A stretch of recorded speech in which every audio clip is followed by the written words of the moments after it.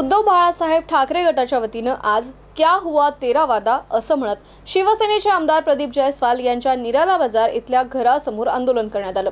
आता उबाठा आणि शिंदे सेना समोरासमोर आल्यावर मोठा राडा होणार असं सगळ्यांना वाटू लागलं।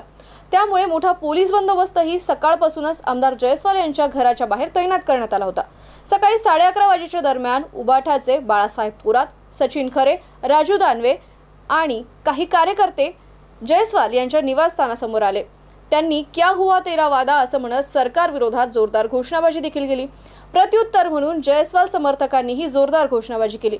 मात्र आमदार प्रदीप जयस्वाल यांच्या निवासस्थानी येताच आंदोलकांनी आमदार प्रदीप जयस्वाल हे वरिष्ठ नेते असल्यामुळे त्यांच्या पाया पडले, भेट घेतली आणि नंतर शेतीविषयक, शेतकऱ्यांविषयी आणि शहरातील पाणी प्रश्नाविषयी, त्यासोबतच लाडकी बहिणीचा हप्ता वाढवण्यासंदर्भात अशा विविध मागण्यांचा निवेदन यावेळी देण्यात आलं आणि यावर चर्चा करण्यात आली।